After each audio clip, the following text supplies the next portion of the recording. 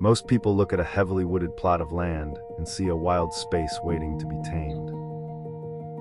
They see trees that need clearing and uneven earth that demands to be flattened into submission. But when I first walked through this dense grove of ancient cedars, I felt an overwhelming sense of reverence. The landscape was already a finished masterpiece. My only job was to figure out how to quietly step inside it without disturbing the peace. My name is Elias Vance. I have spent the last 2 decades designing buildings for a living. But this place hidden away in a quiet fold of the Pacific Northwest Mountains is my own family home. When I design a house for myself, the process becomes terrifyingly personal.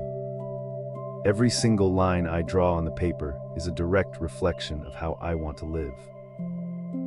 My priority here was never about square footage or grand architectural statements. It was simply about learning how to listen to the land.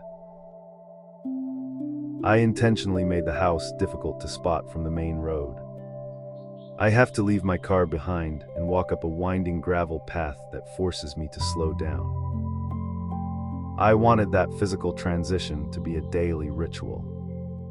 I wanted the sounds of the city to gradually fade out, so that by the time I reach the front door, my breathing has naturally matched the slow rhythm of the wind moving through the canopy. Walking into the main living space always feels to me like a sudden release of breath.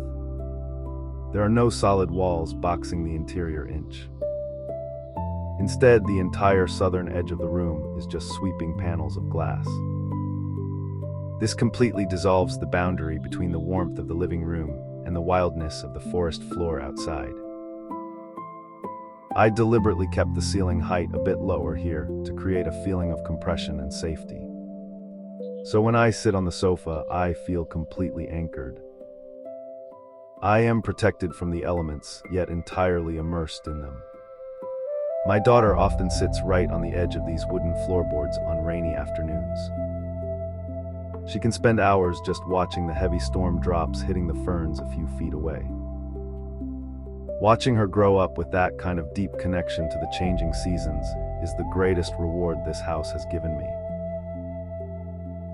It teaches her a kind of stillness that cannot be learned anywhere else. If I look closely at the materials surrounding me in this room, there is a distinct lack of perfection. I actively avoided anything that looked too polished, too synthetic, or too sterile. The primary structural pillars holding up this roof are reclaimed Douglas fir. I left the wood completely untreated. I want the timber to breathe. I want it to respond to the moisture in the air and slowly change its complexion over the years. The stone I used for the central fireplace was sourced locally from a nearby quarry. It has a rough, uneven texture that catches the afternoon shadows beautifully. Many designers might prefer surfaces that remain pristine and unchanged forever. But I prefer materials that can tell a story of their own aging process. The cracks, the fading colors, the slight weathering on the stone.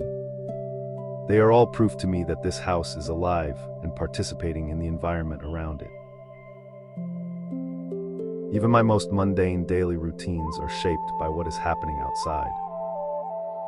The kitchen is positioned right on the edge of the footprint, surrounded by sliding glass doors. When I am cooking dinner in the summer, I slide those doors completely open. The smell of roasting vegetables mixes perfectly with the scent of dry pine needles and warm soil. The local birds have learned exactly when I usually prepare meals. They gather on the wooden deck railing, quietly observing from a distance. There is no strict boundary between my domestic life and the ecosystem outside. I am just sharing the same piece of earth. Living so openly with nature is incredibly beautiful, but I also find it can be a vulnerable experience. There are moments when my mind just needs a place to retreat and hide. That is why I designed the private wing of the house to feel entirely different from the open pavilion of the living room. As I walk down the hallway toward the bedrooms, the space deliberately narrows. The light levels drop significantly. The walls are finished in a dark, earthy plaster that absorbs the light rather than reflecting it. It feels like stepping into a deeply comforting, quiet cave. I chose these dark, moody tones because they make the physical boundaries of the room seem to recede into the shadows. When the walls fade away, my eyes are immediately drawn to the single horizontal window in the bedroom. It acts like a carefully curated painting. It frames a very specific, intimate view of moss-covered tree trunks and the damp forest floor.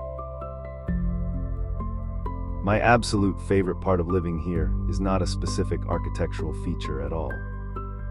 It is a very fleeting moment that happens right at dawn.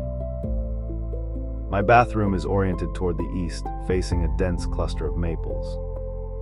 Before anyone else in the house wakes up, I like to just stand there as the morning light breaks. The sunlight filters through hundreds of leaves before it finally hits the concrete floor. It scatters into this chaotic, beautiful mosaic of light and shadow that slowly moves across the room. It is just a quiet, empty space. But in those few minutes, I feel a profound sense of spiritual clarity. As an architect, there is always an inherent ego in wanting to leave a permanent mark on the world. I used to want to build things that stood out and demanded attention. But this home has fundamentally changed how I view my place in the world. It has taught me the quiet power of restraint. The realization that the most successful design is often the one that willingly steps back. I do not know what this house will look like in 30 years. The wood will inevitably turn a silvery gray. The surrounding forest will grow thicker, casting longer shadows over the roof. Nature will slowly reclaim its territory, softening the sharp edges of the architecture. And I find a tremendous amount of peace in that thought. Because it means this house was never an intrusion on the landscape.